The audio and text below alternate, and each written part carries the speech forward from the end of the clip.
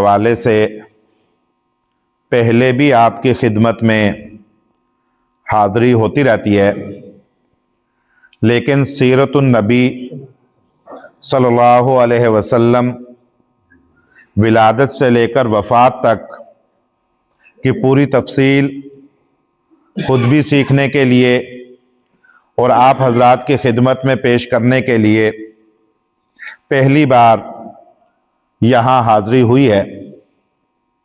اپنے طور پر جو قبل از وقت ایک اندازہ لگایا اور اس کو پورا کرنے کی کوشش بھی ہوگی کہ انشاءاللہ العزیز 10 روز میں ہماری کوشش ہوگی کہ ہم سیرت النبی کو تفصیل سے مکمل پڑھ سکیں۔ جو میں نے اشتہار ساتھیوں نے بنایا اور گروپ میں چلایا اور جمعے میں آپ کے سامنے عرض بھی کی، لیکن بعض ساتھیوں کے علم میں اب بھی یہ موجود نہیں ہے، تو میں دوبارہ اس کی وضاحت کر دیتا ہوں کہ ہفتے سے لے کر بدھ تک، آج ہفتے کی شام ہے اور بدھ کی شام تک مسلسل یہ 5 درس ہوں گے، پھر جمعرات جمعے کو درس نہیں ہوگا، اور پھر دوبارہ اگلے ہفتے میں ہفتے کے دن سے بدھ تک 5 درس ہوں گے، اور اگلے بدھ کو 10 دن ہمارے مکمل ہو جائیں گے، اور ہماری کوشش ہوگی کہ اس کے ساتھ ہم اپنی گفتگو بھی مکمل کر لیں۔ ایک گزارش تو یہ آپ کے سامنے کرنی تھی۔ دوسری گزارش جو ساتھی یہاں بیٹھے ہیں ان کے علم میں ہونی چاہیے، یعنی یہ ایسی چیز نہیں ہے کہ میں نے سیرت کے چند اہم واقعات اٹھا کر آپ کے سامنے پیش کرنے ہیں۔ جن لوگوں نے سیرت النبی کے کورس کیے ہوئے ہیں، اگر ان سے اس کی بات کی جائے تو ان کو لگتا ہے کہ آپ 10 دن میں ہی سیرت پوری کر دیں گے۔ ایک بات آپ کو ابھی پہلے سے بتا رہا ہوں۔ کیوں بتانا چاہ رہا ہوں؟ اس لیے کہ ہم نے سوشل میڈیا کے اشتہار میں بھی اس کی وضاحت کی ہے، اور یہاں آپ کی اس مجلس میں جمعے کے دن بھی اس بات کی وضاحت کی تھی کہ تقریباً 45 منٹ کی کلاس ہوگی۔ جو ہم یہاں پہ یہ روزانہ کا درس سیرت کی ترتیب ہوگی، یہ تقریباً 45 منٹ کی کلاس ہوگی۔ اچھا، ہر ایک کے اپنے ظرف اور اپنے پیمانے کے حساب سے اس سے سیکھنے کا موقع ہوگا۔ جو طالب علم ہوگا وہ چیزیں نوٹ بھی کر سکتا ہے، جس کو یاد کرنے کی ترتیب ہے وہ چیزیں یاد بھی رکھ سکتا ہے، اور جس کو یہ ترتیب نہیں ہے تو ثواب کی نیت سے اور عمل کی نیت سے تو ہر ایک سن سکتا ہے۔ سیرت میں تو بچوں اور جوانوں اور بوڑھوں اور مردوں اور عورتوں اور دینداروں اور جو دیندار نہیں سمجھے جاتے یا جو دیندار اپنے آپ کو دنیا دار شمار کرتے ہیں، ان سب کے لیے زندگی موجود ہے۔ گویا کہ سیرت النبی جب ہم یہاں شروع کریں گے تو اس کے اندر ہر ایک کو سیرت خود خطاب کرتی ہے، ہر ایک سیرت کا براہ راست مخاطب ہوتا ہے۔ دوسری بات یہ عرض کرنی تھی۔ تیسری گزارش جو میں عرض کرنا چاہ رہا ہوں شروع میں، وہ یہ ہے کہ ایک علمی سفر ہوتا ہے، نظریاتی سفر ہوتا ہے، معلومات کا سفر ہوتا ہے، اور ایک عقیدت کا، محبت کا، جذبات کا، ایمان کا سفر ہوتا ہے۔ دونوں میں فرق ہوتا ہے۔ ایک ہے کہ میں کیمسٹری، فزکس کسی کتاب کو پڑھوں اور یاد کروں اور 100 نمبر لے لوں، اور ایک یہ ہے کہ سیرت صرف پڑھنے کے لیے نہیں ہے۔ سیرت میں سنوں تو عمل کے لیے سنوں، سیرت میں سنوں تو محبت کے ساتھ سنوں، اور اس محبت کا ایک مرکزی نقطہ یہ ہے کہ ان دنوں میں بالخصوص اور باقی دنوں میں بالعموم میری زندگی میں درود شریف کا اہتمام زیادہ ہو۔ جس نبی سے میں محبت کے والہانہ اظہار کے لیے ان کی زندگی کو اور ان کے طریقوں کو سننا چاہتا ہوں اور اپنی زندگی میں اپنانا چاہتا ہوں، تو میرے لیے سب سے پہلے یہ ضروری ہے کہ جتنی بار بھی ممکن ہو میں شروع میں درود شریف کا اہتمام کیا کروں، بعد میں بھی باقی زندگی میں کروں۔ ایک اور نقطہ جو میں شروع میں عرض کرنا چاہوں گا وہ یہ ہے کہ ہمارے استاد محترم دارالعلوم کراچی کے मुफ्ती महमूद अशरफ साहब रहमतुल्लाहि अलैह, उनका इंतकाल हो गया, अल्लाह ताला उन्हें गरीक रहमत फरमाए। वो जब दरसगाह में, वो ऊपर के दर्जों के उस्ताद थे, हदीस के उस्ताद हुआ करते थे, वो जब दरसगाह में बैठा करते थे तो वो कहते थे कि ये तलबा नहीं बैठे, ये मजाहिब बैठे हैं तो दीन इस्लाम के मानने वाले, और सारे वहां भी तलबा थे, 7 साल मदरसे में पढ़ के बैठे होते थे। वो कहते थे ये तलबा नहीं बैठे हुए, ये मजाहिब बैठे हुए हैं। हर एक दीन इस्लाम का उन्वान इख्तियार करता है, लेकिन जो बलोचिस्तान का होता है वो बलोची कल्चर को दीन समझ रहा होता है, जो केपी का होता है वो वहां के कल्चर को दीन समझ रहा होता है, जो पंजाब का होता है वो यहां के कल्चर को, यानी वो चीजें जो अपने कल्चर से भी ली होती हैं और दीन के भी मुखालिफ नहीं होती, वो उनको दीन समझ के उस पर जमा होता है और वो ये समझ रहा होता है कि मैं पूरे दिन पर अमल कर रहा हूं। चुनांचे वो ये कहा करते थे कि जितने बंदे बैठे होते हैं उतने मजहब बैठे हुए हैं, हर एक अपनी मर्जी को दीन समझ रहा होता है। और ये बात शुरू में अर्ज करने का मकसद ये है कि सीरत जो है, कुरान और हदीस जो है, वो इंसान की अपनी जिंदगी को, रूटीन वाली जिंदगी को भी चैलेंज करती है। चुनांचे सहाबा इकराम में ये बड़ा मसला था। अबू जहल को कलमा पढ़ने में क्या दिक्कत थी? अगर मेरी तरह पढ़ना था तो वो भी पढ़ लेता, क्या मसला था उसके अंदर? जो अरब वालों को, बाकी मुशरिकीन मक्का को कलिमा पढ़ने में मसला था, वो यही था कि सीरत हमारी इस वक्त की दस्तयाब जिंदगी को चैलेंज करती है। चुनांचे शुरू में ही हमें यह नियत रखनी चाहिए कि जो सीरत तैयबा, गोया के तजदीद ईमान तो हर जगह मौजूद है, नहीं हर एक इसका कायल है।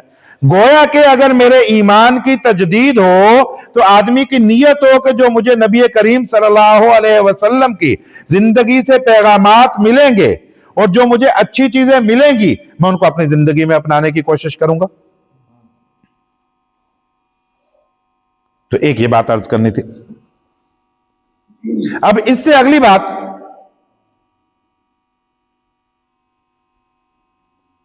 नबी करीम सल्लल्लाहु अलैहि वसल्लम की जिंदगी का खुलासा हमें शुरू में ही याद कर लेना चाहिए कि नबी करीम सल्लल्लाहु अलैहि वसल्लम की जिंदगी जो मैं आपके सामने अर्ज करूंगा, मैं वो रोजाना शुरू में 5 मिनट में भी अर्ज किया करूंगा, क्योंकि समेटें तो कूजे में बंद हो जाएगी, फैलाएं तो समंदर से भी बढ़ जाएगी। तो नबी करीम सल्लल्लाहु अलैहि वसल्लम की जिंदगी ऐलान नबूवत से पहले 40 साल है, ऐलान नबूवत के बाद मक्का में 13 साल है, और फिर हिजरत के बाद मदीना में 10 साल है। 3 हिस्से हमने कर ली।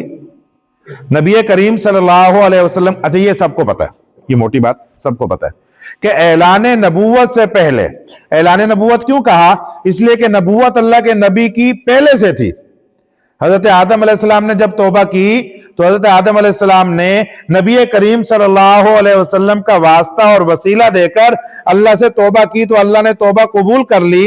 अल्लाह जल्ला जलालुहू ने पूछा कि इस पैगंबर का नाम आपको कैसे पता चला? तो वो फरमाने लगे कि मैंने अर्श पर देखा कि ला इलाहा इल्लल्लाह मुहम्मदुर रसूलुल्लाह लिखा हुआ है, तो मुझे पता चल गया कि ये कोई मुअज़्ज़ज़ शख्सियत है जिनका कलीमा यहां पर दर्ज है। तो उनकी नबूवत तो पहले से थी, और नबी बचपन से मासूम होता है। अलबत्ता ऐलान नबूवत और इजहार नबूवत बाद में हुआ। तो 3 हिस्से हमने किए। ऐलान नबूवत से पहले 40 साल, ऐलान नबूवत के बाद मक्का मुकर्रमा में 13 साल, और फिर हिजरत के बाद मदीना मुनव्वरा में 10 साल। अब हम ये करेंगे कि हर हिस्से के 3-3 हिस्से कर लेते हैं, बात काबू में आ जाएगी। जो 40 साल नबूवत से पहले की है उसमें 1 से लेकर 12 साल तक बचपन मुबारक, 12 से लेकर 55 साल तक नौजवानी मुबारक, 12 से लेकर 25 साल तक नौजवानी मुबारक, और 25 से लेकर 40 साल तक जवानी मुबारक। मैं दोबारा दोहराता हूं। 1 से 12 साल तक बचपन मुबारक, 12 से 25 साल तक नौजवानी मुबारक, और 25 से 40 साल तक जवानी मुबारक। 3 हिस्से हो गए पहले के। پھر جو مکی زندگی ہے اعلان نبوت کے بعد، اس میں 1 سے لے کر 3 سال تک خفیہ دعوت کا زمانہ تھا، جس میں اعلانیہ دعوت نہیں دی جاتی تھی، علیحدہ علیحدہ ایک ایک آدمی کو چھپ کر دار ارقم میں دعوت دی جاتی تھی۔ 1 سے 3 سال تک خفیہ دعوت کا زمانہ تھا، 3 سے 10 سال تک اعلانیہ دعوت کا زمانہ تھا، رشتہ داروں کو بھی دی، قریش کو بھی دی، عرب والوں کو بھی دی، اور 10 سے 13 سال تک بیرون دعوت کا زمانہ تھا۔ طائف کا سفر کیا، ہجرت حبشہ ہو گئی، مدینہ کا سفر ہوا، اور دوسری جگہوں کو تلاش کرنے کی کوشش کی گئی۔ تو 3 حصے مکی زندگی کے ہو گئے۔ 1 سے 3 سال تک خفیہ دعوت کا زمانہ، چھپ کر دعوت دینا، 3 سے 10 سال تک اعلانیہ دعوت کا زمانہ، اور 10 سے 13 سال تک بیرون دعوت کا زمانہ، دوسرے علاقوں کو تلاش کرنے کی کوشش کی گئی۔ پھر ہجرت ہو گئی، مدنی زندگی آ گئی۔ مدنی زندگی میں 1 سے 6 سال تک مشکلات اور استحکام ریاست کا زمانہ، غزوہ بدر، غزوہ احد، غزوہ خندق، غزوہ احزاب۔ 1 سے 6 سال تک مشکلات، ویسے تو مخالفتیں، رکاوٹیں، مشکلات تو مکی زندگی میں بھی تھی، لیکن ریاست استحکام کی طرف جا رہی ہے مدنی زندگی کی۔ 1 سے 6 سال تک مشکلات اور استحکام ریاست مدینہ کا زمانہ۔ 6 سے 8 سال تک جو 2 سال تھے وہ صلح اور خطوط کا زمانہ، اور 8 سے 10 سال تک فتوحات اور وفود کا زمانہ۔ وفود وفد کی جمع ہے۔ اذا جاء نصر اللہ والفتح وَرَأَيْتَ النَّاسَ يَدْخُلُونَ فِي دِينِ اللَّهِ أَفْوَاجًا۔ آپ دیکھیں گے جب سورہ نصر اتری اور فتح مکہ ہوئی، اس زمانے میں لوگ وفود در وفود، فوج در فوج دین اسلام کے اندر داخل ہوں گے۔ تو مدنی زندگی کو بھی ہم نے 3 حصوں میں تقسیم کر لیا۔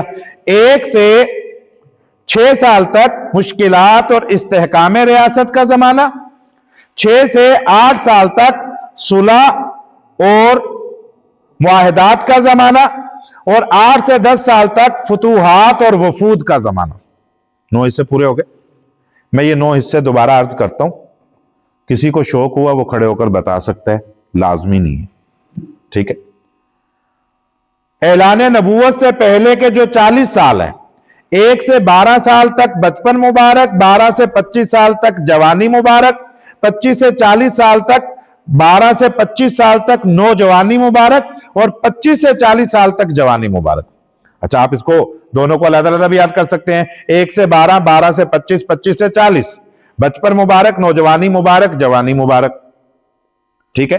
پھر جو مکی زندگی ہے اس میں 1 سے 3، 3 سے 10، 10 سے 13 خفیہ دعوت، اعلانیہ دعوت، بیرون دعوت۔ پھر جو مدنی زندگی ہے 1 سے 6، 6 سے 8، 8 سے 10 مشکلات اور استحکام ریاست، نمبر 2 پہ صلح اور معاہدات، اور نمبر 3 پہ فتوحات اور وفود۔ نبی کریم صلی اللہ علیہ وسلم کی 63 سالہ سیرت جو ہے یہ اس کے ذریعے مکمل ہو جائے گی۔ اگر کوئی ساتھی طالب علم ہے، بھول بھی سکتا ہے، غلط بھی ہو سکتا ہے، کوئی مسئلہ بھی نہیں ہے، کوئی بتانا چاہے اس کو، نہیں تو آگے بات چلاتے ہیں۔ جی بسم اللہ، ماشاءاللہ، دیکھیں اللہ نے باہر سے بندہ دیا کہ بھی باہر سے کوئی سمجھ۔ 63 سالہ زندگی ہے، جس میں سے 40 سالہ جو ہے وہ نبوت سے پہلے کی زندگی ہے، اور 23 سالہ جو ہے وہ نبوت کے بعد کی ہے۔ اس 23 سالہ میں بھی 2 حصے ہیں، 13 سالہ مکی زندگی اور 10 سالہ مدنی زندگی۔ تو 40 سالہ مکی زندگی کو 3 حصوں میں مفتی صاحب نے بیان کی ہے۔ 1 سے 12 سال تک بچپن، اور 12 سے لے کر 25 سال تک نوجوانی، اور 25 سے لے کر 40 تک جوانی۔ اور اس کے بعد 13 سال مکی زندگی، نبوت کی جو زندگی بتائی ان میں 1 سے لے کر 8 تک جو ہے، 1 سے 3 تک، 1 سے 3 تک جو ہے یہ خفیہ جو تھی وہ دعوت کا زمانہ تھا۔ وہ 3 سے لے کر 8 تک اعلان، 10 تک، 3 سے لے کر 10 تک، 3 سے 10 اور 10 سے 13 بیرونی دعوت کا زمانہ تھا۔ اور اس کے بعد ہمارے پاس آتا ہے نبوت کی مدنی زندگی، اس میں سے 1 سے لے کر 3 سال تک جو ہے، 1 سے 6 تک، 1 سے 6 تک جو ہے وہ مشکلات کا زمانہ تھا اور استحکام ریاست کا زمانہ تھا۔ ماشاءاللہ۔ 6 سے لے کر 8 تک کا جو تھا وہ تھا صلح اور معاہدات کا جی زمانہ تھا۔ और जो 10 साल तक था, जो आगे 8 से लेकर 10 तक था, वो फुतूहात का जमाना था। फुतूहात और वफूद का ज़माना था। माशाल्लाह, ये जो इन्होंने सुनाया ना, ये सबको याद हो गया होगा, मेरे सुनाने से नहीं हुआ होगा याद। तो ये रोज़ाना हम शुरू में ना, अब आज तो पहले दिन मुझे थोड़ा रुक के इसकी तफसील करनी थी और इस पर टाइम लगना था। असल मकसद है कि सीरत हमें याद हो जाए, ठीक है। और एक बात और भी शुरू में अर्ज कर देता हूं कि आप सीरत के पैगाम्बर हैं, आप इस पैगाम को आगे पहुंचा सकते हैं। आप घर जाके बच्चों को सुनाएं, आप घर जाकर खवातीन को सुनाएं, आप अपने दोस्तों को सुनाएं। ये इसमें कोई हदीस की बात, कुरान की बात तो नहीं आ रही, यहां बात गलत ना हो, जितनी बात याद रहे उतनी बात सुना सकते हैं, उससे हटकर कोई बात जो है वो इसके अंदर जिक्र ना की जाए। और अपने दोस्तों को भी दावत दें हर रोज। उससे यह है कि एक तो आदमी की अपनी हाजिरी पक्की रहती है और इसके साथ किसी ना किसी और साथी का, अब जैसे ये साथी आए, ये साथी तो बाहर से आए हुए हैं, हमें तो नहीं पता था कि ये साथी यहां पर होंगे, लेकिन उन्होंने एक बात सुनी, अब ये कहीं भी जाएंगे इनकी पिछली बात ताजा हो गई और ये बात कहीं भी जिक्र करेंगे, इसको साथ साथ जिक्र करेंगे इसको। तो बहरहाल ये बात यहां मुकम्मल हो गई। एक और बात जो मैं अर्ज करना चाह रहा हूं वो ये है कि हमने नबूवत के जमाने का, अब जो विलादत है, नबूवत तो आएगी 40 साल पर पहुंच कर ना, अभी पहले विलादत आएगी, विलादत में नसब आएगा। तो हम उससे एक दो चीजें जो पहले जिक्र होनी चाहिए। अब की बार तो हमारे पास प्रोजेक्टर की सहूलत नहीं है और क्योंकि मुझे इस वक्त तो मुताले पर जोर देना है, मुताला होगा तो फिर उसके बाद कोई तरतीब पर भी जो है वो जोर होगा इसके ऊपर। तो एक चीज कहलाती है जहां अल्लाह के नबी सल्लल्लाहु अलैहि वसल्लम की बेसत हुई, वो जगह है जजीरतुल अरब। जजीरा किसे कहते हैं? जजीरा वो है जिसके चारों तरफ पानी हो, लेकिन जजीरतुल अरब का दूसरा नाम, जो दुरुस्त नाम है, वो है जजीरा नुमा अरब। जजीरतुल अरब नहीं, जजीरा नुमा अरब।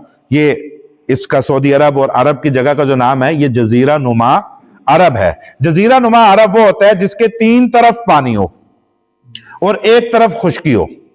जजीरा वो होता है जिसके चारों तरफ पानी हो, और जजीरा नुमा अरब वो होता है जिसके 3 तरफ पानी हो और चौथी तरफ खुश्की हो। इस बात को मजीद आगे बढ़ाने से पहले मैं आपको एक हल्की सी बात और भी बताता हूं, और ये तवज्जो करने वालों को समझ, बाकी भी तवज्जो वाली ने, आज तक गल्ला ही सारियां तवज्जो वालिया ने, आगे चलकर तो किसे किसे शुरू हो जाएंगे ना, बातें आएंगी, आसान आएंगी, सहल होंगी और समझ आएंगी। लेकिन आज जो बातें हैं ये मुझे थोड़ी सहल करनी पड़ रही हैं, वरना वो समझ में नहीं आएंगी। तो जजीरा नुमा अरब में आपको समझाने से पहले मुझे एक बात और आपको समझानी है, और वो शायद सबको समझ भी आए। एक तो हम यहां बैठे हैं ना, ये बुजुर्ग बैठे हैं, इनके पीछे मशरिक है और इधर मगरिब है। और ये हमने शायद स्कूल में पढ़ा था, वो कोई उस्ताद बैठे हो, वो अब्दुर्रहमान साहब या कोई, वो बताएंगे हमें। हम ये कहते थे कि अगर हम सूरज को अपने पुश्त पर करें और मुंह किबले की तरफ करें तो मशरिक हमारे पीछे होगा, मगरिब आगे होगा, शुमाल दाएं होगा और जुनूब बाएं होगा। आपका मैं ये कह रहा हूं, आपका यहां पर, क्योंकि आपका मुंह आपका इधर है ना, तो मशरिक पीछे होगा, मगरिब आगे होगा, शुमाल इधर होगा, जुनूब इधर होगा। ये बात तो हमें आती है।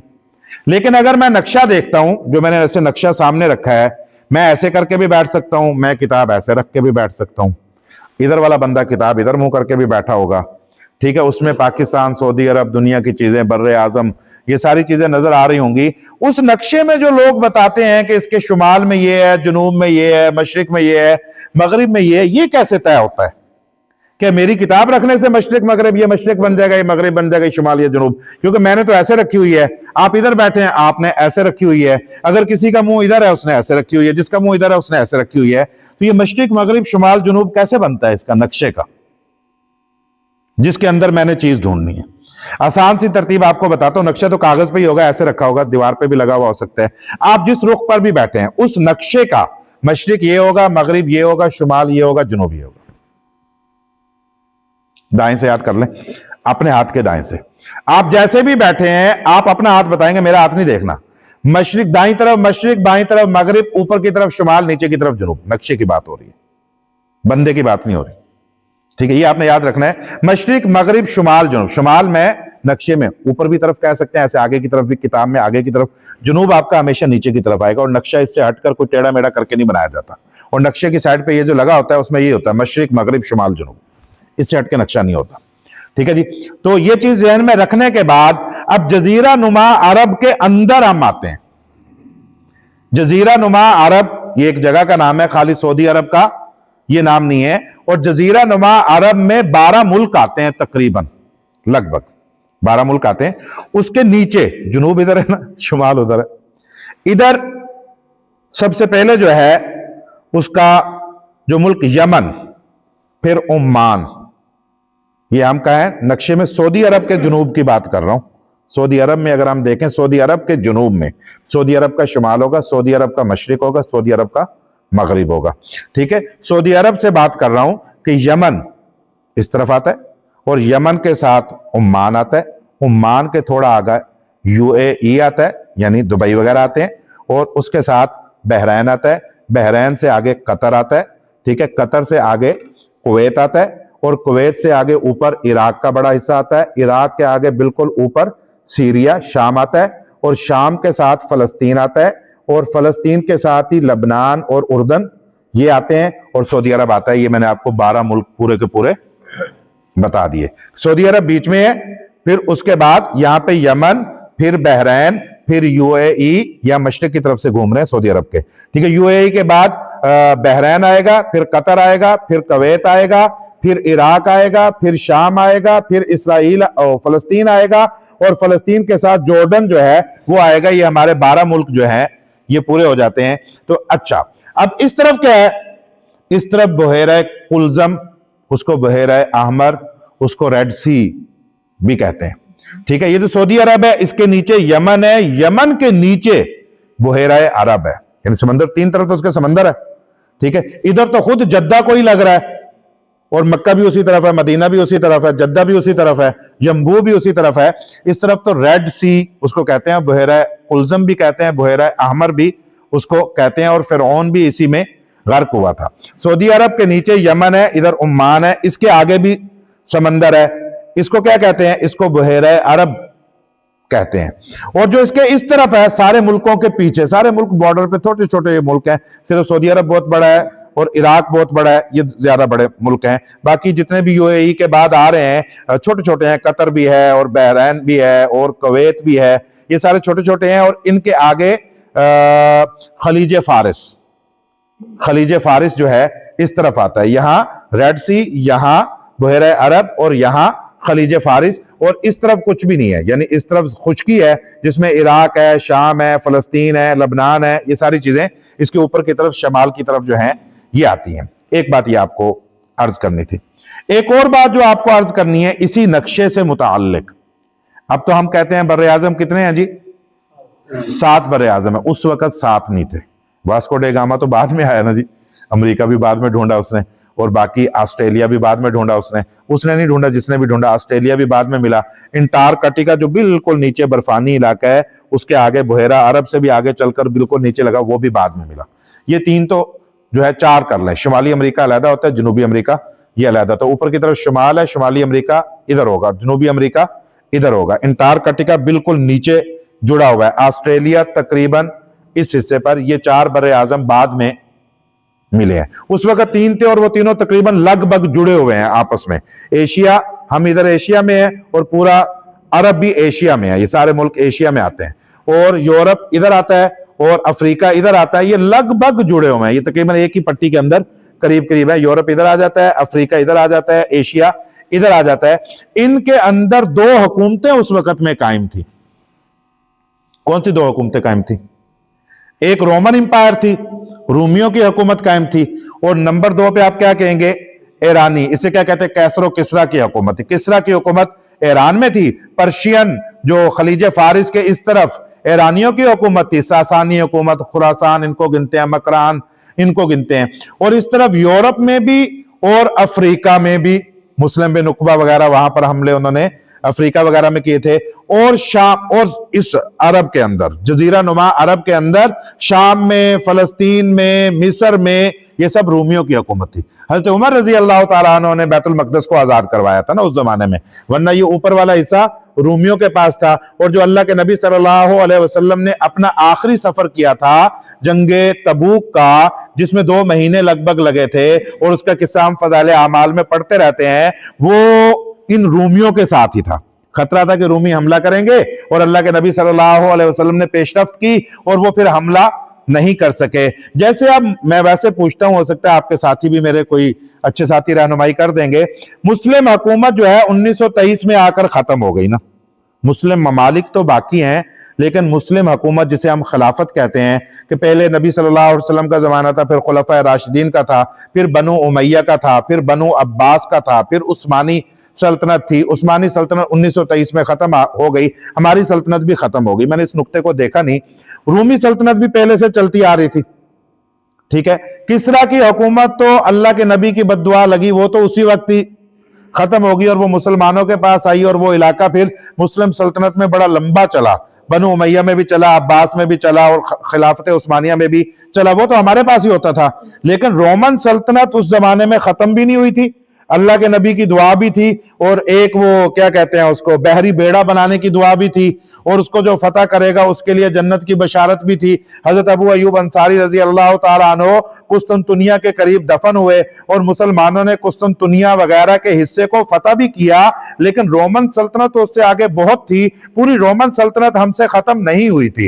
एक तरफ अगर मुस्लिम सल्तनत मुस्तकिल चल रही थी, खिलाफत उस्मानिया तक चली, तो दूसरी तरफ रोमन सल्तनत भी मुस्तकिल चल रही थी, जो ब्रिटिश की थी और बरतानिया की, और वो हुकूमत जो थी वो पहले से मुस्तकिल चल रही थी। आज मेरे जहन में वैसे ही नुक्ता आया, ये बात तो पक्की है कि सुपर पावर ईसाई चल रहे हैं, क्या इसको हम रोमन सल्तनत की बका भी कहेंगे कि नहीं? इसलिए कि पावर रोमन से हटके अमेरिका के पास शिफ्ट हो गई। तो इस बात को मैं वैसे ही सोच रहा था, इस नुक्ते को मैं देखूंगा, कोई साथी बाद में रहनुमाई भी करेंगे तो इस नुक्ते को मजीद समझने में भी काम आता है कि क्या रोमन सल्तनत भी कभी टूटी है?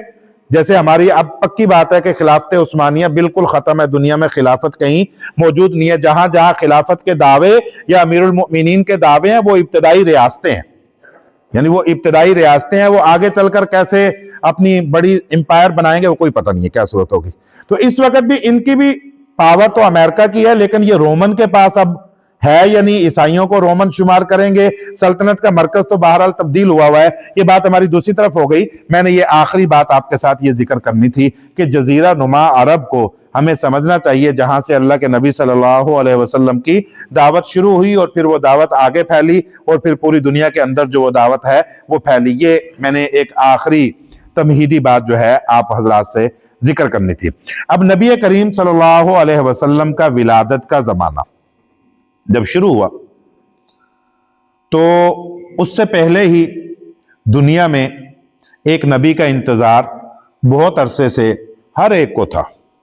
कुरान मजीद में भी वो उसका तज़किरा मौजूद है सूरत उस-सफ़ में, मिन बाद इस्मुहु अहमद मुबश्शिरम बिरसूलिन यअती मिन बाद इस्मुहु अहमद, और तमाम आसमानी किताबों के अंदर भी इसके तज़किरे मौजूद थे। चुनांचे मदीना में जो तुब्बा बादशाह ने अबू अयूब अंसारी रजी अल्लाह ताला अन्हु का घर जो था वो तुब्बा बादशाह ने 400 साल पहले बनवाया था और उसके अंदर अपना खत भी लिखकर रखवाया था और उलमा की पूरी जमात को भी वहां पर रहाइश दी थी। और वो अल्लाह के नबी का घर था, अबू अयूब अंसारी रजी अल्लाह ताला अन्हु का घर नहीं था। और हर बाप अपने बेटे को वसीयत करके जाता था कि जब नबी यहां पर आएगा तो उस नबी को आपने इस घर में रहाइश देनी है। और बादशाह ने अपने कलिमे का उसके ऊपर तस्दीक करके लिखी हुई थी कि मैं आपकी जात का कलिमा पढ़ता हूं, और यह भी उस पर लिखा हुआ था कि अगर मैं जिंदा रहा तो मैं आपके लश्कर में शरीक हूंगा।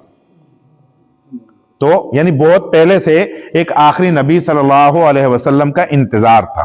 ठीक है, नबी करीम सल्लल्लाहु अलैहि वसल्लम की विलादत से पहले मैं उनके नसब पर थोड़ी सी गुफ्तगू आप हजरात से करूंगा कि अल्लाह के नबी सल्लल्लाहु अलैहि वसल्लम का नसब जो अल्लाह के नबी सल्लल्लाहु अलैहि वसल्लम ने खुद बयान किया वो 22 पुश्तों तक बयान किया है, खुद जो बयान किया। वरना तो हजरत इब्राहिम तक भी जिक्र किया जाता है, हजरत आदम तक भी जिक्र किया जाता है, वो अल्लाह के नबी सल्लल्लाहु अलैहि वसल्लम ने खुद उसको जिक्र नहीं किया। मैं कुछ सुनाता भी हूं, मैं याद करने की तो मैंने भी कोशिश की है, कुछ ना कुछ उसमें से याद हो गया होगा। और 21-22 जो उसकी पुश्ते हैं कि मोहम्मद सल्लल्लाहु अलैहि वसल्लम बिन अब्दुल्लाह बिन अब्दुल मुत्तलिब बिन हाशिम बिन अब्द मुनाफ बिन कुसई बिन किलाब बिन मुर्रा बिन काब बिन लुवई बिन गालिब बिन फहर बिन मालिक बिन नजर बिन कनाना बिन खुजैमा बिन मुद्रिका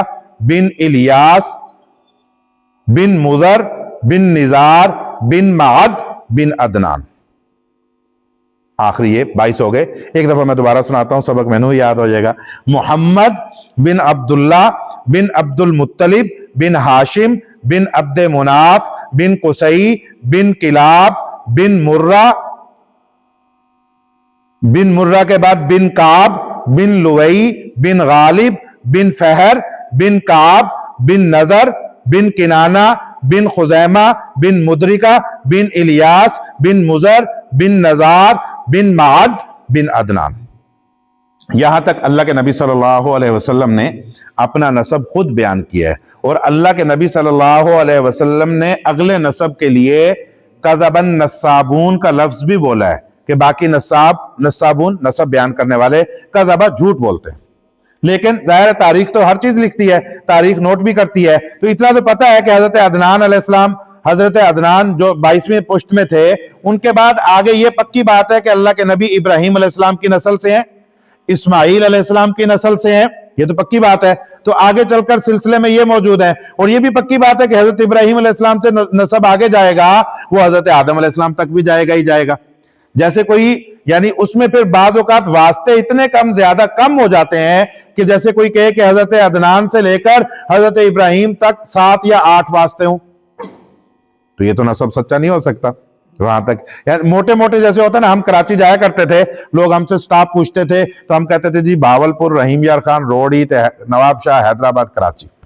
अब इसके मतलब तो नहीं बीच बीच वाले वास्ते नहीं है, बीच वाले वास्ते तो होते हैं। अगर कोई इस तरीके से नसब बताएगा तो बीच के वास्ते तो छूट रहे हैं, वो वास्ते तो नहीं उसके में जिक्र किए गए, लेकिन मोटे मोटे वास्ते जो है वो जिक्र हो जाते हैं। ये 22 वास्ते अल्लाह के नबी सल्लल्लाहु अलैहि वसल्लम ने खुद जिक्र किए। चुनांचे अल्लाह के नबी सल्लल्लाहु अलैहि वसल्लम को अदनानी भी कहा जाता है, कौमों के नाम जिक्र किए जाते हैं ना, अदनानी भी कौम है, ठीक है। किनाना से थे, किनानी भी कहा जाता है, हाशिम से थे, हाशमी भी कहा जाता है, ठीक है। और अल्लाह के नबी सल्लल्लाहु अलैहि वसल्लम का यानी कबीले को कुरैशी भी कहा जाता है। फिर इसके ऊपर है कि कुरैशी नाम बना कहां से, ये तो नाम आ ही नहीं रहा। हाशिम से हाशमी हो गया, किनाना से किनानी हो गया, अदनान से अदनानी हो गया, तो ये कुरैश किस बंदे का लकब था? तो एक कौल ये है इसके अंदर कि हाशिम का लकब कुरैश था। कुरैश कहते हैं लोगों को जमा करने वालों को, कुरैश कहते हैं इन्होंने, हाशिम ने सारे अरब को इकट्ठा करने की कोशिश की थी और कबाइल को यकजा किया था, तो इस वजह से इनका लकब जो है वो कुरैश बना। मैं इंशाल्लाह अपने वक्त पे ना बात खत्म कर दूंगा, 45 मिनट हमारे आपसे लिए हुए हैं। मैंने 5:55 पे देखा था, अगर किसी ने 5:50 पे देखा हो तो मैं 5 मिनट और पीछे कर लेना है। तो ये बात आज की हो सकता है, मैं पहले अर्ज किया था, अब दोबारा भी अर्ज कर देता हूं कि जिस दिन बातें सकील होंगी और इल्मी होंगी वो तालिबे इल्मों के लिए होंगी, ठीक है। वो जिसको जितनी याद होंगी वो उनको उतनी याद हो जाएंगी, लेकिन मैंने तो बात पूरी करनी है ना। तो आगे चलकर साहल बातें, साहल किस्से, साहल चीजें, विलादत का वाकया, शक के सदर का वाकया, बहुत सारी चीजें हैं जो आगे इसके अंदर वो आएंगी। तो बहरहाल मैं ये कह रहा हूं कि हजरत जो हाशिम थे, इनके परदादा अब्दुल मुत्तलिब के वालिद ये थे, इन्होंने कुरैश यानी तमाम अरब को इकट्ठा करने की कोशिश की थी। तो कुरैश करशुन से बना, और कर्श कहते हैं जमा करने वाले को, तो इससे इनका लकब कुरैशी पड़ा, और फिर आगे ये मुस्तकिल जो है ये सिलसिला चला और ये कुरैश बन गए, ठीक है। हजरत अब्दुल मुत्तलिब हाशिम के बेटे हैं। हाशिम की शादी हुई थी मदीना मुनव्वरा में, बनु नज्जार में, जो ये कहा जाता है कि अल्लाह के नबी सल्लल्लाहु अलैहि वसल्लम का ननिहाल बनु नज्जार में था। तो हजरत यानी जो हजरत आमिना थी, ये तो नज्जार की नहीं है, ये तो बनु ज़हरा की है। हजरत आमिना अगर बनु नज्जार मदीना मुनव्वरा की होंगी तो ननिहाल मदीना मुनव्वरा में जाएगा, अगर वो मदीना मुनव्वरा की नहीं है तो ननिहाल मदीना मुनव्वरा में कैसे चला गया? तो जो अब्दुल मुत्तलिब की एक शादी थी वो सलमा बिनते अम्र के साथ मदीना मुनव्वरा के एक जगह बनु नज्जार में हुई थी। तो अब्दुल्ला का ननिहाल यानी अब्दुल मुत्तलिब के बेटे और अल्लाह के नबी के वालिद हजरत अब्दुल्ला का ननिहाल बनु नज्जार में था। लिहाजा यह कहा जाता है कि नबी करीम सल्लल्लाहु अलैहि वसल्लम का ननिहाल उस निस्बत से यानी परनाना वो बनु नज्जार मदीना मुनव्वरा में थे। बात समझ में? अच्छा, हजरत अब्दुल्ला इनकी विलादत जो हुई, नबी करीम सल्लल्लाहु अलैहि वसल्लम के वालिद माजिद थे और 10 चचा थे, 11 भाई थे। جب عبد المطلب نے دادا نے ایک دفعہ ایک بیٹا تھا ان کا، شروع میں ایک بیٹا تھا، اور انہوں نے بیت اللہ کے پاس کھڑے ہو کر دعا مانگی تھی کہ اگر اللہ جل جلالہ نے مجھے 10 بیٹے دیے تو میں ایک بیٹے کو اللہ کے لیے ذبح کر دوں گا۔ اچھا، اللہ کی شان، اللہ نے 10 بیٹے دے دیے۔ جب 10واں بیٹا ہوا، 10واں بیٹا عبداللہ تھا، اور اب انہوں نے ان کو ذبح کرنا تھا، اور وہ لاڈلا بیٹا تھا، اور وہ ان کو ذبح بھی نہیں کرنا چاہ رہے تھے۔ تو انہوں نے یہ کیا کہ میں ایسے کرتا ہوں، قرہ ڈالتا ہوں عبداللہ اور 10 اونٹوں کے بیچ میں، تاکہ 10 اونٹوں کا نام نکل آئے گا تو میں 10 اونٹ ذبح کر دوں گا اور عبداللہ کے بدلے میں ذبح کر دوں گا، جیسے حضرت اسماعیل علیہ السلام کے بدلے میں مینڈا ذبح ہوا اور اسماعیل ذبیح اللہ بن گئے۔ اسماعیل تو ذبح نہیں ہوئے علیہ السلام، لیکن ذبیح اللہ اسماعیل بن گئے۔ تو اسی طریقے سے عبداللہ تو ذبح نہیں ہوا، لیکن عبداللہ ذبیح اللہ شمار ہونے لگ گئے۔ تو انہوں نے قرہ ڈالا حضرت عبداللہ اور 10 اونٹوں کے درمیان، اور قرہ عبداللہ کے نام نکل آیا۔ عبد المطلب پریشان ہو گئے کہ یار یہ کیا کروں؟ تو ان کو مشورہ دیا کسی نے کہ آپ ایسے کریں کہ اونٹ 20 کر دیں۔ تو انہوں نے 20 اونٹ اور عبداللہ کے درمیان قرہ ڈالا، قرہ پھر عبداللہ کے نام نکل آیا۔ انہوں نے اونٹ 30 کر دیے، پھر قرہ ڈالا، عبداللہ کے نام نکل آیا۔ پھر 40 کیے، پھر 50 کیے، پھر 60 کیے، پھر 70 کیے، پھر 80 کیے، پھر 90 کیے، پھر 100 کیے۔ ادھر حضرت عبداللہ کا نام اور ادھر 100 اونٹوں کا نام، اور قرہ ڈالا اور قرہ 100 اونٹوں کے نام نکل آیا۔ تو وہ چاہیے رہے تھے، تو انہوں نے حضرت عبداللہ کے یوں کہیں کہ سر پہ وار کر گویا کہ 100 اونٹ جو ہے وہ صدقہ کر دیے۔ اور یہ اسلام کے پہلے کی چیز ہے، اس وقت تو پتہ ہی نہیں تھا اسلام، اس وقت تو نبی کریم صلی اللہ علیہ وسلم کی بھی ولادت نہیں ہے۔ تو 100 اونٹ ذبح کر دیے۔ جو بات اس کے ساتھ ذکر کرنے لگا ہوں، اسلام نے بھی بعد میں مسلمان کی یا کسی مرد کو کسی یعنی جو محفوظ الدم شخصیت ہے محترم، اس کو قتل کرنے کی جو دیت رکھی وہ 100 اونٹ رکھی بعد میں۔ حالانکہ اسلام کے پہلے کا حکم تھا اور قریش میں پہلے سے چلتا آ رہا تھا، اور اس وجہ سے اللہ کے نبی صلی اللہ علیہ وسلم کا ایک لقب تھا ابن الذبیحتین، ایک ذبی، وہ 2 ذبیحوں کے بیٹے تھے۔ اسماعیل علیہ السلام کی بھی نسل میں سے ہو گئے اور عبداللہ علیہ السلام کے بھی بیٹے ہو گئے، دونوں ذبیح اللہ تھے، دونوں کو ذبیحتین کہا، ان کو ابن کہا۔ تو نبی کریم صلی اللہ علیہ وسلم کے لقبوں میں سے ایک لقب ابن الذبیحتین بھی تھا۔ حضرت عبداللہ بڑے ہو گئے اس کے بعد۔ اچھا، ایک اور بات ساتھ جوڑتا ہوں، ابھی موقع پر بعض باتیں جڑ جاتی ہیں اور اس کے بعد ہم پھر بات اپنی ختم بھی کر لیں گے کہ قریش کا مقام اور مرتبہ عرب میں کیا تھا۔ قریش عرب کے یوں کہیں کہ وڈیرے تھے، خادم الحرمین تو ایسے کوئی بھی نہیں بن سکتا نا۔ حرم کی خدمت بھی قریش کے پاس تھی، اور تمام تجارتی سفروں کا امپورٹ ایکسپورٹ بھی عرب کے پاس تھا، قریش کے پاس تھا۔ اور یہ سلسلہ بھی ہاشم اور ان کے 4 بھائیوں نے شروع کیا تھا۔ باقاعدہ انہوں نے لازمی سفر کیے تھے، اس کو رستے کے پرمٹ کہتے ہیں، کیونکہ ڈاکے تو پڑتے تھے اور مال محفوظ نہیں ہوتا تھا۔ قرآن مجید نے اس کو ذکر کیا، وَآمَنَهُم مِّن خَوْفٍ، کہ تم تو خوف میں زندگی گزارتے تھے، امن تو ہم نے آپ کو دیا۔ تو ہاشم نے شام کے ساتھ تجارت شروع کی۔ ایک تھے مطلب، ہاشم کے بھائی تھے، اور جب ہاشم کا انتقال ہو گیا تو ہاشم کے بیٹے عبد المطلب کو مطلب نے پالا تھا، مطلب نے بھتیجے کو پالا تھا۔ تو چونکہ عرب کا یہ رواج تھا کہ جس چیز کے ساتھ کوئی جڑا ہوتا اس کے ساتھ عبد کا لفظ لگا دیتے تھے کہ گویا کہ یہ مطلب کا غلام ہے، ورنہ وہ مطلب کا بھتیجا تھا، اس سے یہ عبد المطلب مشہور ہو گئے۔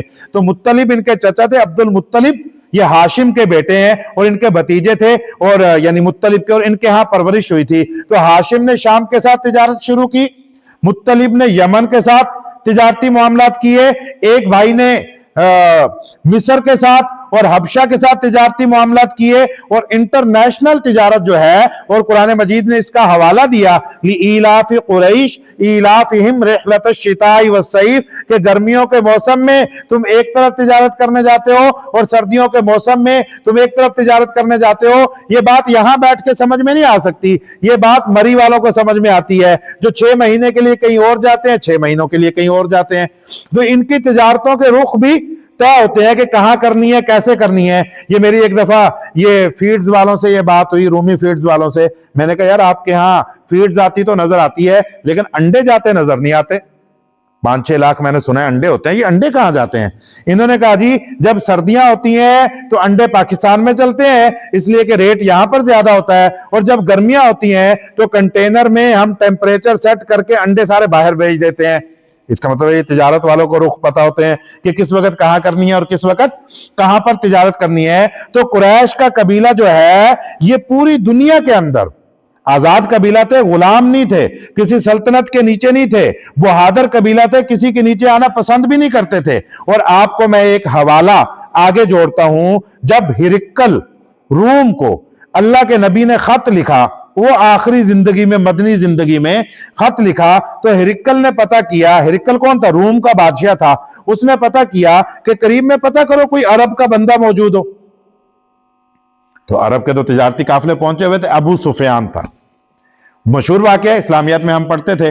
تو ابو سفیان کو بلایا, اس کو آگے کھڑا کیا, باقی سب قبیلے والوں کو, وفد والوں کو پیچھے کھڑا کیا اور کہا میں آپ سے کچھ سوال پوچھوں گا. اور آپ کو یاد ہوگا جن لوگوں نے ہمارے پروگرام میں شرکت کی, قاری حنیف جالندری صاحب نے یہ قصہ پورا تفصیل سے سنایا کہ 11 سوال پوچھے گئے.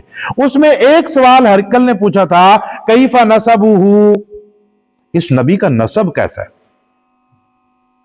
تو ابو سفیان نے جواب دیا تھا, ابو سفیان نے جو کافر تھا اور دشمن تھا اور اسلام کے آئے کو 16-17 سال ہو چکے تھے, 13 سال تو یہی مکہ میں اور 5-6 سال مدینہ میں گزر چکے تھے. جب ہرقل نے سوال پوچھا تو اس نے جواب میں کہا کہ یہ ہمارے قبیلے میں, یہ ہمارے عرب میں ذو نسب, بڑے نسب والے ہیں. اور اس کے جواب میں قاری حنیف صاحب کا قصہ آپ کو یاد آ رہا ہوگا, جب وہ 11 سوال ہو گئے اور 11 کے 11 جواب ہو گئے, اس کے بعد ان 11 جوابوں کو ہرقل نے یاد رکھا اور ہر جواب کے اوپر اپنا ایک ایک تبصرہ بھی دیا. اس تبصرے کے اندر یہ جملہ بھی بولا کہ اس کے بارے میں کہ انہوں نے کہا تھا کہ یہ ذو نسب, بڑے نسب والے ہیں. تو ہرقل نے کہا تھا کہ ہر نبی بڑے نسب والا ہوتا ہے, اللہ نے کوئی نبی بغیر نسب کے نہیں بھیجا.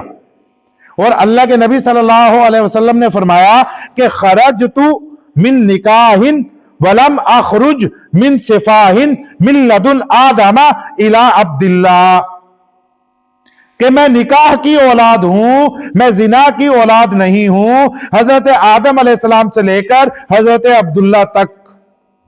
یہاں تو پتہ ہی پتہ ہے, یہاں تو پتہ ہی پتہ ہے کہ حضرت عبداللہ سے حلال بیٹے کی ولادت ہوئی اور حضرت عبد المطلب سے حلال بیٹے کی ولادت ہوئی. اللہ کے نبی نے فرمایا کہ حضرت آدم علیہ السلام سے لے کر یہاں حضرت عبداللہ تک میری پوری نسل کے اندر خرجت من نکاح, میں نکاح کی اولاد ہوں, ولم اخرج من صفاح, میں زنا کی اولاد نہیں ہوں, من لدن آدم الی عبداللہ, یعنی میرا نسب شریف ہے. تو یہ بات بھی عرض کرنے کا مقصد یہ ہے کہ قریش بہت معزز قبیلہ تھا عرب کا, اور اللہ کے نبی صلی اللہ علیہ وسلم کی ولادت کے لیے اللہ جل جلالہ نے اس قبیلے کا انتخاب کیا اور اس میں اللہ کے نبی صلی اللہ علیہ وسلم کی ولادت ہوئی. تو اس کے ساتھ ہی ہم اپنی بات کو ختم کرتے ہیں اور باتوں کا تھوڑا سا خلاصہ جو ہے وہ کر لیتے ہیں. آخر میں 3 بار ہم سب مل کر درود شریف بھی پڑھ لیتے ہیں. آئندہ شروع میں بھی ہم درود شریف پڑھ لیا کریں گے, چاہے چھوٹا درود شریف پڑھ لیں کہ صلی اللہ علیہ وآلہ وسلم, صلی اللہ علیہ وآلہ وسلم, صلی اللہ علیہ وآلہ وسلم. تو آج شروع میں نے جو آپ کو پہلی بات عرض کی وہ یہ عرض کی کہ ہم درود شریف کا اہتمام کریں. دوسری بات جو عرض کی وہ یہ ہے کہ سیرت کو ہم اپنانے کے لیے اور عمل کرنے کے لیے اختیار کریں. اگر کہیں سیرت ہماری زندگی کو چیلنج کرتی ہے تو ہم ابھی سے تہیہ کریں کہ ہم اپنی زندگی کو تبدیل کریں گے. تیسری گزارش یہ عرض کی کہ سیرت کو آگے بیان کرنا بھی شروع کریں. جو بات یاد رہے اس کو نقطوں پر, انگلیوں پر نوٹ کریں. یہ جو مجھے یاد ہے میں یاد کیتا ہے بھائی, یہ بغیر یاد کیے نہیں آپ کو سنا رہا کہ ادھر کی بات ادھر ہو گئی, بعد میں نہ مجھے پتا ہو نہ کسی کو پتا ہو, تو آگے پتہ نہیں میں کتنا یاد کر سکوں گا. اس لیے کہ یہ تو پہلے دن کا مطالعہ تو کئی دنوں سے اکٹھا کیا ہوا تھا, تو اگلے دنوں کا مطالعہ کیسا ہوگا تو کوشش ہوگی. تو بہرحال میں نے عرض کیا کہ اس کو آگے بیان کرنے کی آپ کوشش کریں. چوتھی بات جو میں نے عرض کی وہ یہ ہے کہ جزیرۃ العرب میں نے آپ کو بیان کیا، اور 7 بر اعظم وہ میں نے آپ کو ذکر کیا، اور رومن امپائر اور پرشین امپائر اس کا تذکرہ کیا، اور سعودی عرب، جزیرہ نما عرب کے اندر 12 ملکوں کی تفصیل جو ہے وہ آپ سے ذکر کی، باقی کچھ چیزیں، اور ایک نقشے کی بڑی اہم بات بھی، مشرق مغرب شمال جنوب، یہ بھی میں نے آپ سے اس کے اندر ذکر کی۔ اس کے بعد نبی کریم صلی اللہ علیہ وسلم کا نسب میں نے آپ کے ساتھ 22 پشتوں تک ذکر کیا، یعنی 21 پشتے بنتے ہیں، 22 میں تو خود نبی کریم صلی اللہ علیہ وسلم کی ذات گرامی موجود ہے، اور پھر قریش کی وجہ ذکر کی۔ ہاشم کہتے ہیں سرید بنانے والے کو، جب قحط پڑا تھا اور یہ شام سے آئے تھے، انہوں نے آ کر وہاں پر اپنے علاقے میں جو پاپے، کوئی روٹی، کوئی چیز جو بھی لائے، وہ آ کر لوگوں میں پوری کی پوری تقسیم کر دی تھی، اس سے ان کا لقب جو ہے ہاشم بنا، تو ان کا لقب ہاشم بھی تھا، ہاشمی اللہ کے نبی صلی اللہ علیہ وسلم تھے۔ یہ ذکر کیا، عبد المطلب کا ذکر کیا، عبداللہ کا ابن ذبیحتین ہونے کا ذکر کیا، اور کل ہم اس سے آگے ولادت کا ذکر کریں گے، اور ساتھ جو ہے قریش کی حیثیت اور اس کے اوپر ہرقل کے واقعے سے استدلال، اور اللہ کے نبی صلی اللہ علیہ وسلم کی حدیث جو ہے وہ ذکر کی۔ اللہ تعالی ہمیں اسے سمجھنے کی توفیق دے اور اس پر عمل کرنے کی توفیق عطا فرمائے۔ اور ایک چیز 9 نمبر بھی ذکر کیے، وہ 9 نمبر میں روزانہ جو ہے وہ ذکر کرتا رہوں گا۔ اللہ تعالیٰ ہمیں سمجھنے کی بھی توفیق دے، عمل کرنے کی توفیق بھی دے، اور آپ حضرات دعا بھی فرمائیے گا، اللہ تعالیٰ مجھے بھی صحت اور ہمت دے، اور آپ حضرات کو بھی ہمت دے، ہم اس کو بہتر طریقے سے جو ہے وہ مکمل کر سکیں۔ 6:40 ہو گئے ہیں۔